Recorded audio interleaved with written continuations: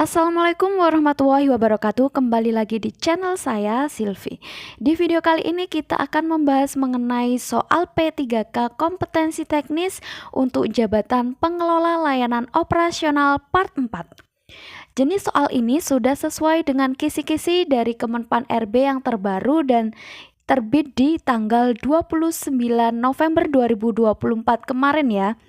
Untuk jabatan pengelola layanan operasional ada 5 poin kisi-kisinya, yaitu yang pertama, menyusun rencana kebutuhan peralatan operasional. Yang kedua, menyusun jadwal penggunaan peralatan dan layanan operasional. Yang ketiga, memelihara dan merawat peralatan operasional sesuai dengan prosedur. Yang keempat, mengoperasikan peralatan operasional. Dan yang kelima, memperbaiki peralatan operasional sesuai dengan prosedur.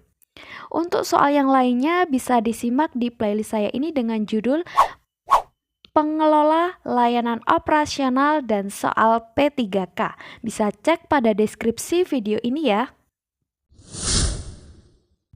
Oke, sebelum saya membahas ke soal yang pertama ini, teman-teman pause dulu videonya, coba kerjakan ya, nanti tulis di kolom komentar, bisa mengerjakan betul berapa, salahnya berapa. Oke, kita bahas dulu ya soal yang pertama. Seorang pengelola layanan operasional di Badan Pendapatan Daerah Kabupaten Lamongan sedang menyusun anggaran untuk layanan baru. Metode penganggaran yang paling sesuai untuk mengevaluasi efektivitas dan efisiensi program layanan adalah A. Penganggaran tradisional, B. Penganggaran berbasis kinerja, C.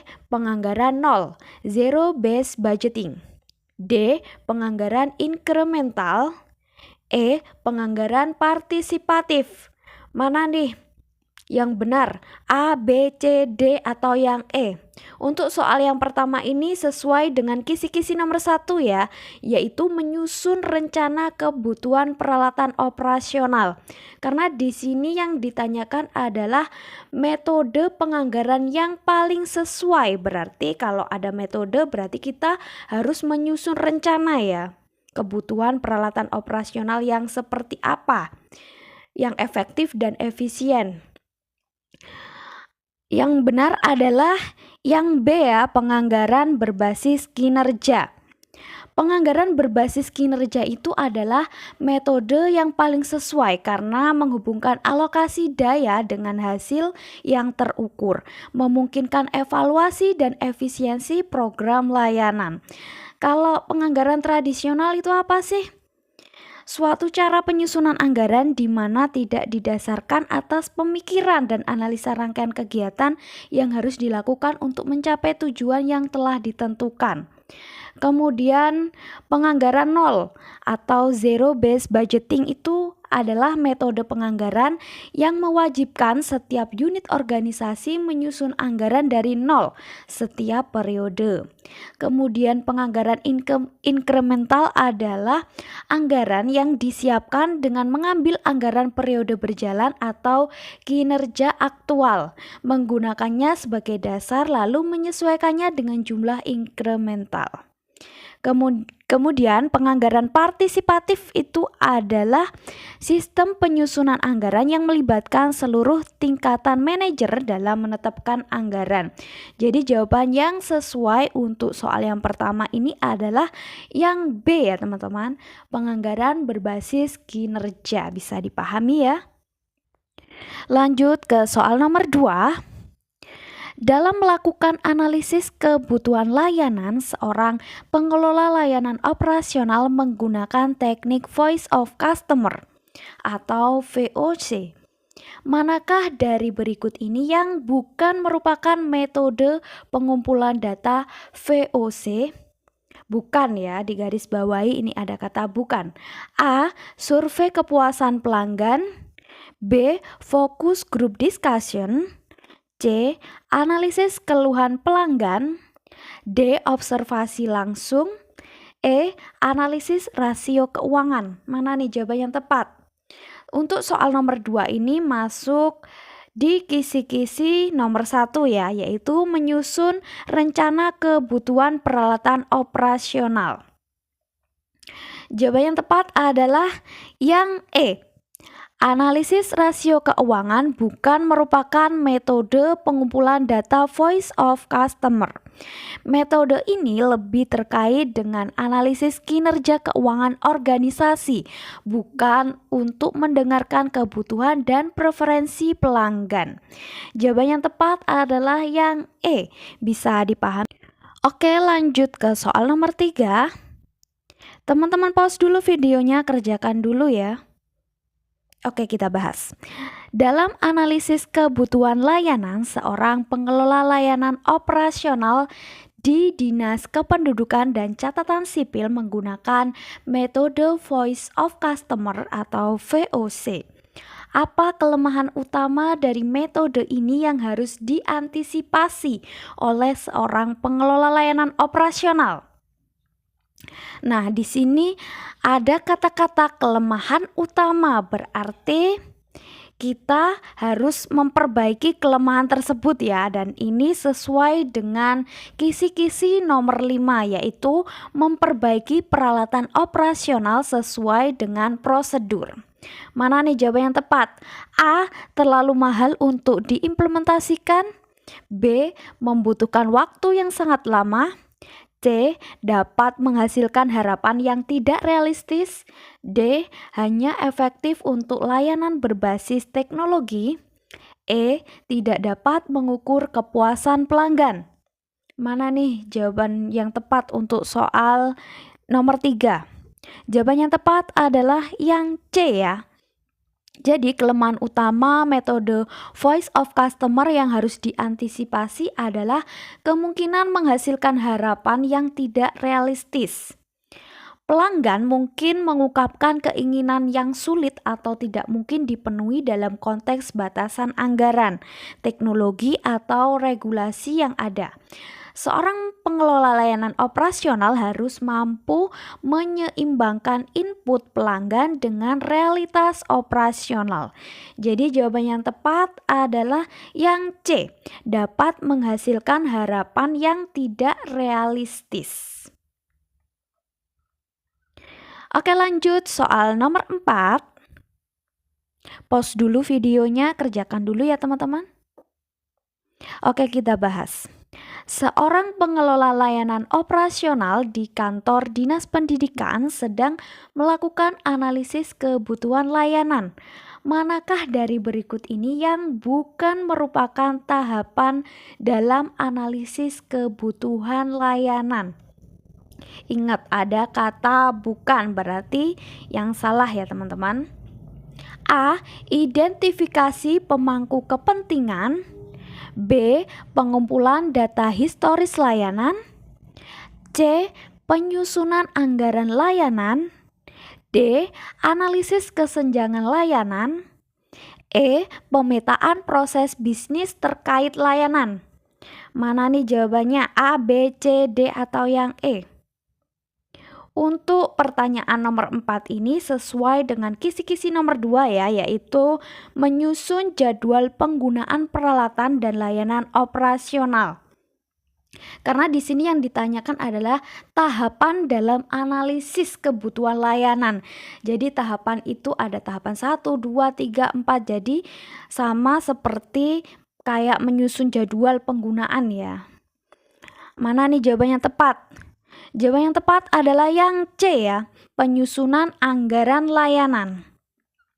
Penyusunan anggaran layanan bukan merupakan tahapan dalam analisis kebutuhan layanan, melainkan bagian dari proses penganggaran yang dilakukan setelah analisis kebutuhan selesai. Tahapan dalam analisis kebutuhan layanan meliputi identifikasi pemangku kepentingan, pengumpulan data historis layanan, analisis kesenjangan layanan, dan pemetaan proses bisnis terkait layanan. Jadi jawaban yang tepat untuk soal nomor 4 adalah yang C. Bisa dipahami ya teman-teman? Lanjut ke soal nomor 5. Pengelola layanan operasional di Dinas Kependudukan dan Pencatatan Sipil Kota Surabaya sedang melakukan analisis kebutuhan layanan untuk sistem antrian online. Metode pengumpulan data manakah yang paling efektif untuk mendapatkan insight mendalam mengenai pengalaman pengguna? A. Survei online. B. Observasi langsung. C. Focus group discussion. D. Analisis data historis antrian. E. Wawancara dengan petugas layanan. Untuk soal nomor 5 ini sesuai dengan kisi-kisi nomor 4 ya, yaitu mengoperasikan peralatan operasional. Mana nih jawaban yang tepat? A, B, C, D atau yang E? Jawaban yang tepat adalah yang C ya. Focus Group Discussion atau FGD adalah metode yang paling efektif untuk mendapatkan insight mendalam mengenai pengalaman pengguna dalam konteks ini. FGD memungkinkan interaksi langsung dengan sekelompok pengguna layanan, memfasilitasi diskusi yang lebih mendalam mengenai kebutuhan, preferensi, dan tantangan yang dihadapi pengguna. Metode ini dapat mengungkapkan nuansa dan konteks yang mungkin tidak terungkap melalui survei atau analisis data kuantitatif semata. Jadi jawaban yang tepat untuk soal nomor 5 ini adalah yang C. Bisa dipahami ya teman-teman? Oke, lanjut soal nomor 6. Teman-teman pause dulu videonya, coba kerjakan dulu ya. Oke, kita bahas. Dalam menyusun rencana strategis layanan, seorang pengelola layanan operasional di Badan Kepegawaian Daerah Provinsi Kalimantan Timur menggunakan analisis PESTEL. Faktor manakah yang termasuk dalam kategori E pada analisis PESTEL ini? Apakah A. Ekspansi layanan, B.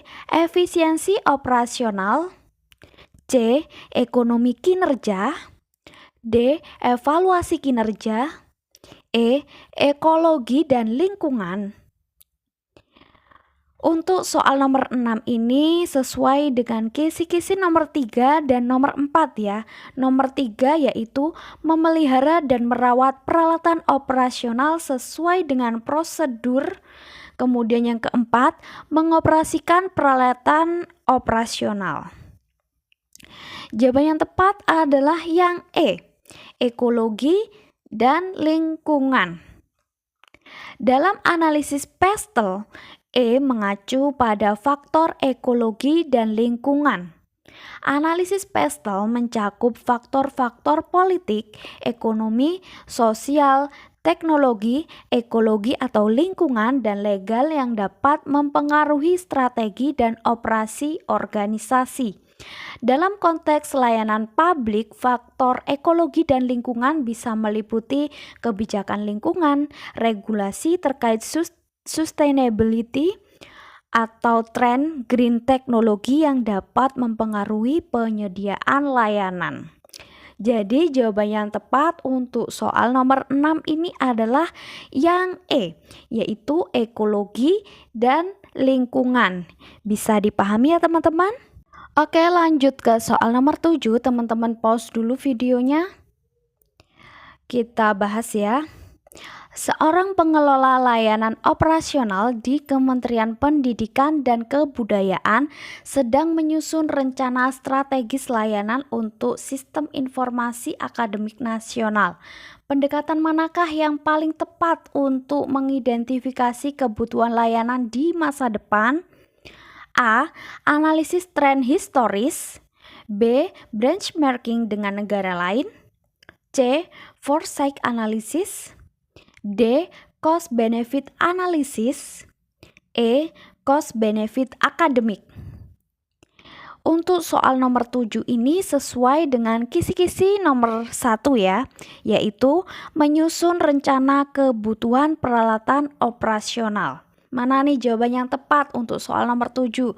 A, B, C, D atau yang E? Jawaban yang tepat adalah yang C ya. Foresight analysis atau analisis masa depan adalah pendekatan yang paling tepat untuk mengidentifikasi kebutuhan layanan di masa depan. Metode ini melibatkan teknik seperti skenario planning, Delphi method, dan trend analysis untuk memproyeksikan kemungkinan kebutuhan dan tantangan di masa depan. Dalam konteks sistem informasi akademik nasional, foresight analisis dapat membantu mengantisipasi perubahan teknologi, kebijakan pendidikan, dan kebutuhan stakeholder di masa mendatang. Jadi jawaban yang tepat untuk soal nomor 7 ini adalah yang C, foresight analysis. Bisa dipahami ya teman-teman?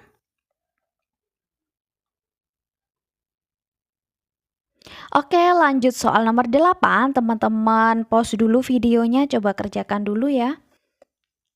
Oke, kita bahas. Seorang pengelola layanan operasional di Badan Kepegawaian dan Pengembangan Sumber Daya Manusia Pemerintah Kota Tebing Tinggi sedang melakukan persiapan kegiatan untuk mendukung kelancaran tugas pokok seksi infrastruktur dan teknologi. Berikut ini hal yang bukan merupakan kegiatan seorang pengelola layanan operasional adalah yang bukan ya teman-teman. Berarti yang salah. Soal nomor 8 ini sesuai dengan kisi-kisi nomor 1, yaitu menyusun rencana kebutuhan peralatan operasional. Apakah A. Melaksanakan kegiatan mengelola barang persediaan? B. Melakukan kegiatan yang meliputi penyiapan? C. Melakukan pemeriksaan dan pengoperasian pengembangan secara iptek? D. Melakukan pembuatan surat masuk dan surat keluar? E. Membantu menyusun laporan aset atau barang dinas secara online. Jawaban yang tepat adalah yang D ya. Melakukan pembuatan surat masuk dan surat keluar. Jika opsi A, B, C, E adalah kegiatan yang mendukung tugas pokok seksi infrastruktur dan teknologi seorang pengelola layanan operasional di BKPSDM Kota Tebing Tinggi, opsi yang D ini melakukan pembuatan surat masuk dan surat keluar ini merupakan tugas dari seorang pengadministrasi perkantoran. Bisa dipahami ya teman-teman? Untuk soal nomor 8 ini. Oke, lanjut ke soal nomor 9. Teman-teman kerjakan dulu ya. Oke, kita bahas. Berikut ini yang bukan merupakan hasil kerja dari seorang pengelola layanan operasional di kantor Badan Kepegawaian dan Pengembangan Sumber Daya Manusia adalah A. Laporan barang inventaris, B. Laporan aset, C. Data dan informasi, D. Sistem informasi, E. Aplikasi SIMDA atau BMD. Mana nih? Yang bukan ya, berarti yang salah. Jawabannya yang salah yang mana ini? A, B, C, D atau yang E? Untuk soal nomor 9 ini sesuai dengan kisi-kisi nomor 4 ya, yaitu mengoperasikan peralatan operasional. Jawaban yang tepat adalah yang E ya. Aplikasi SIMDA atau BMD. Untuk opsi A, B, C, D ini adalah opsi yang tepat untuk hasil kerja dari seorang pengelola layanan operasional, yaitu ada laporan barang inventaris, kemudian laporan aset, kemudian data dan informasi, kemudian ada sistem informasi. Sedangkan opsi yang E ini, aplikasi SIMDA atau BMD merupakan perangkat kerja yang digunakan oleh seorang pengelola layanan operasional. Jadi bukan hasilnya ya, ini adalah perangkat kerjanya. Bisa dipahami ya teman-teman. Jadi untuk soal nomor 9 ini jawaban yang tepat adalah yang E yang bukan merupakan hasil kerja. dari seorang pengelola layanan operasional. Lanjut ke soal nomor 10. Teman-teman pause dulu videonya, kerjakan dulu. Oke, kita bahas. Seorang pengelola layanan operasional di Badan Kepegawaian dan Pengembangan Sumber Daya Manusia Pemerintah Kota Tebing Tinggi menggunakan bahan kerja berupa sistem informasi. Bahan kerja berupa sistem informasi. Apa yang dihasilkan dari penggunaan bahan tugas sistem informasi tersebut? Bahan tugas atau bahan kerja ini ya. Apakah A. Pembuatan konsep pengembangan sistem informasi, B. Mengumpulkan, menyimpan, memproses, mengeluarkan informasi dengan maksud untuk mendukung pengambilan keputusan, pengendalian, analisis, dan pengelolaan suatu organisasi, C. Membuat laporan hasil pelaksanaan tugas kepada atasan sebagai bahan untuk penyusunan program selanjutnya, D. Melakukan pemantauan pengembangan sarana iptek sesuai prosedur yang berlaku agar pekerjaan dapat berjalan dengan optimal. E. Mengecek peralatannya rusak pada sarana iptek sesuai prosedur yang berlaku agar pekerjaan dapat berjalan dengan lancar. Untuk soal nomor 10 ini sesuai dengan kisi-kisi nomor 4 ya, yaitu mengoperasikan peralatan operasional. Jawaban yang tepat adalah yang B. Mengumpulkan, menyimpan, memproses, mengeluarkan informasi dengan maksud untuk mendukung pengambilan keputusan, pengendalian, analisis, dan pengelolaan suatu organisasi. Untuk opsi jawaban A merupakan hasil dari acuan kerangka kerja. Kemudian opsi jawaban C, D, dan E ini merupakan uraian tugas dari seorang pengelola layanan operasional di kantor BKPSDM Kota Tebing Tinggi. Bisa dipahami ya teman-teman, jadi jawaban yang tepat adalah yang B. Oke teman-teman, dari soal nomor 1 sampai dengan soal nomor 10 kira-kira teman-teman bisa mengerjakan benar berapa dan salah berapa, tulis di kolom komentar ya. Untuk soal yang lainnya bisa disimak di playlist channel saya ini dengan judul Pengelola Layanan Operasional dan Soal P3K. Semoga yang akan mengikuti ujian nanti diberikan kelancaran dan sukses menjadi P3K penuh waktu di tahun ini. Semoga bermanfaat, sampai bertemu di next video dan terima kasih.